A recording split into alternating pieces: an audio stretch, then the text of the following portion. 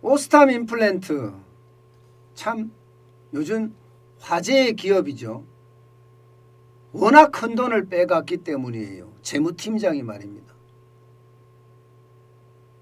그것도 자본금의 91%를 넘게 1880억 원까지 빼갔기 때문에 그야말로 난리도 아닙니다. 게다가 회사마저도 지금 어떻게 될까 지금 전전긍긍하고 있는 판입니다. 그러면 1880억이나 그것도 3개월 동안 빼갔잖아요. 그러면 얼마나 회수할 수 있을까요? 얼마나? 일반적으로 보면 여러분 이게 진짜 웃긴 게 회수하기가 굉장히 어려워요. 3개월 동안 1880억 원을 빼갔지만 이게 회수율은요 5% 정도밖에 안 될 거 아니냐, 이런 아주 암울한 전망까지 나옵니다. 암울한 전망까지 5%. 야, 이게 참 심각하죠. 왜 그런가 하면요 여러분, 이게 횡령이나 사기나 배임, 경제범죄잖아요. 경제범죄라는 게 개인 대 개인이 만나서 발생한 범죄이기 때문에 국가가 사적 영역에 개입할 수가 없습니다. 몰수나 추징이 불가능하다는 거예요. 개인과 개인이 만나서 발생한 범죄라서 말입니다. 다만 뭐 다단계라든가 서민에 대한 혹은 대중에 대한 피해가 심각한 거, 이것은 국가가 개입하기도 하지만 오스템 임플란트의 경우에 이게 개입하기가 굉장히 어렵다는 겁니다. 사실 경찰도 오스템 임플란트 그 담당 재무팀장을 했다는 45세 그분이요. 그분 아내분을 만났는데 아무런 뭐 단서도 확보하지 못했다는 거예요. 게다가 여러 통장으로 분산해서 돈을 빼냈기 때문에 이거를 찾는데도 시간이 그만큼 걸릴 수밖에 없고, 이게 회복하는 것도 쉽지 않다는 게 일반적인 전망입니다. 실제로 말입니다. 이 전망이 지금까지 통계에서도 보면 비슷하게 나오고 있습니다.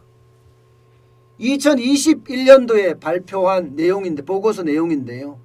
2020년 횡령사고와 회수액에 대한 이야기입니다. 여러분 보시다시피 횡령액은 2조 7,376억 원이에요. 횡령 건수가 무려 6만 539건입니다. 그런데 회수한 건수는요, 회수한 금액은 1,322억 원밖에 되지 않습니다. 1,312억 원. 1,312억밖에 되지 않습니다. 이 말은 여러분 결국 회수하는데 시간이 많이 걸릴 뿐만 아니라 회수하는 규모도 굉장히 적다는 이야기예요. 이게 이렇게까지 늘어나는 게 우리 사회가 그만큼 말입니다. 뭐라 그럴까? 도덕적으로 많이 썩어 있다? 이런 얘기도 돼요.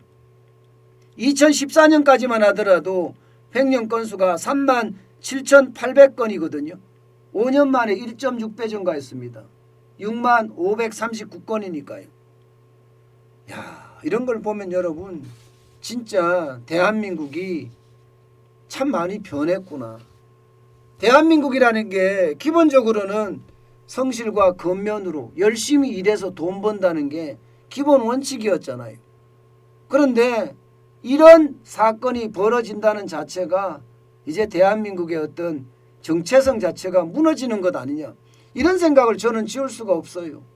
게다가 말입니다. 이 횡령 액수는 1880억이라는 횡령 액수는 역대 최대입니다. 뭐 동아나 대우조선해양 삼성전자에 있었다고 하지만 1880억에 비하면 세 발의 피입니다.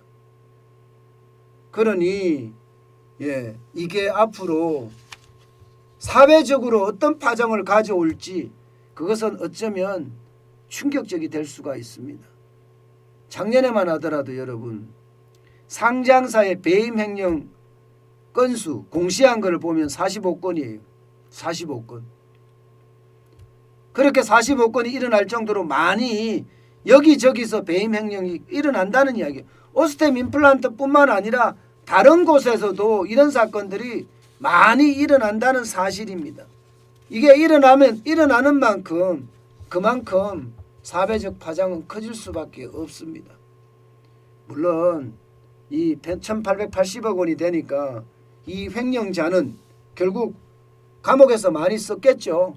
오랫동안 썩을 겁니다. 15년 이상 중형을 받을 거라고 예상을 해요.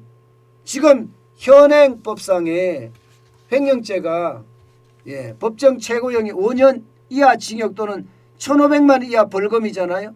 그런데 여기서가 업무상으로 들어가게 되면 10년 이하 징역 또는 3천만 원 이하예요. 여기다가 횡령 금액에 따라서 법정형이 상향 조정되기 때문에 15년 이상을 받지 않을까 이렇게 예상은 해요. 그렇지만 오스템 임플란트는 어떻게 되는 겁니까? 저는 이렇게 됐을 때 과연 오스템 임플란트가 상장을 유지할지 2만 명이 넘는 주주들이 그 돈을 회수할지 여기에 물음표가 계속 따라붙는 이유예요. 일반적으로 말입니다.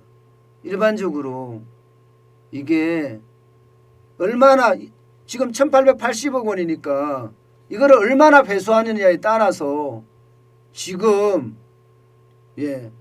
오스템 임플란트는 상장이 폐지되느냐 안 되느냐 또 거래가 언제 시작이 되느냐 이게 결정될 겁니다. 게다가 금액이 어마어마하잖아요. 자본금 중에 91.8%를 가져갔으니까 이것은 어떻게 생각하면 오스템 임플란트의 어떤 존립마저도 위험한 것 아닌가 이렇게 예상이 되고 있는 겁니다. 결국 말입니다. 여러분들에게 또 한 번 제가 강조를 하지만 참 작은 회사에 투자한다는 것은요 그만큼 모험이다. 저는 그렇게 생각을 해요. 그래서 여러분들에게 저는 계속 대형주 하잖아. 삼성전자만 저는 이야기하는 이유가 이런 데 있습니다. 오스템 임플란트 좋은 회사예요. 시총이 2조나 되니까 굉장히 좋은 회사입니다. 굉장히 좋은 회사지만 자본금을 91.8%를 갖고 날랐다는 건 이거는 진짜 어떤 이유로든 설명이 되지가 않습니다. 게다가 말입니다, 여러분. 자금팀장 혼자 했을까 이런 의문표도 계속 따르고 있습니다. 3개월 동안 1880억 원을 통장 여기저기로 빼돌렸는데 이게 188만 원도 아니고 1880만 원도 아니고 1880억 원인데 아무도 몰랐다니. 본부장도 모르고 실장도 모르고 사장도 몰랐다니. 이것은 어쩌면 참 미스테리한 사건인 것 같기도 해요. 그래서 더 안타깝다는 생각을 더 해봅니다.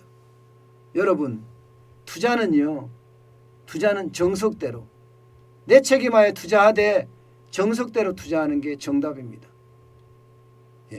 저는 다시 한번 말씀을 드립니다.